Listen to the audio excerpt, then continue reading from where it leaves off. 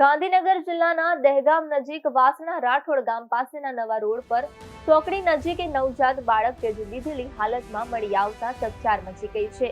એક વ્યક્તિ લઘુશંકા કરવા માટે નજીકની ઝાડીઓમાં ગયા હતા ત્યારે તેમને ગોદડામાં વીંટેળેલા બાળકના રડવાનો અવાજ સંભળાયો હતો।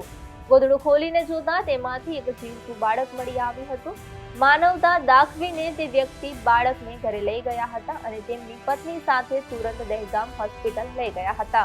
બાળકની ગંભીર હાલત જોતા દહેગામ હોસ્પિટલમાંથી તાત્કાલિક 108 એમ્બ્યુલન્સ દ્વારા તેને વધુ સારવાર માટે ગાંધીનગર સિવિલ હોસ્પિટલ ખાતે ખસેડવામાં આવ્યું છે। સમગ્ર મામલે પોલીસને જાણ કરવામાં આવી છે અને પોલીસે બાળકના માતા-પિતાને શોધી કાઢવા અને બાળકના ત્યાગના કારણો જાણવા માટે વધુ તપાસ હાથ ધરી છે। મારું નામ મોહનસિંહ રોમાજી રાઠોડ।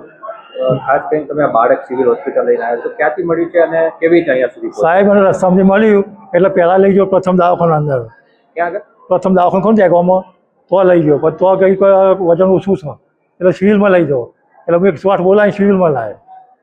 તમે ક્યાંથી ક્યાં જતા હતા અને કેવી રીતે બાળક મળ્યું? હું ગણેશપુરાથી દહેગામ જતો હતો, પછી બાદામ તો પેશાબ કરવા જવું હતું બરાબર, એટલે કદી આગળથી પેશાબ કરવા ઉતર્યો પણ અંદર ધાબળા કોઈ જોયું વેમ પડે એટલે મેં ફેંક્યું તો અંદર બાળક હતું એટલે આપણે ફેંકે તો ના દેવાય સાહેબ, એટલે હું લઈ ગયો ઘેર।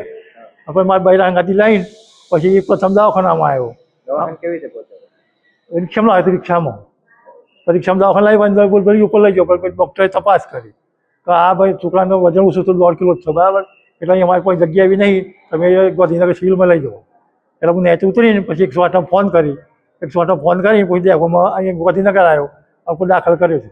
પેશાબ કરવા ગયા ત્યારે બાઇક લઈને ગયા હતા કે ચાલતા જતા હતા? ના, કેવી રીતે? બાઇક સાઈડમાં ચાલતો અંદર પેશાબ કરવા નેચે ઉતર્યો હતો।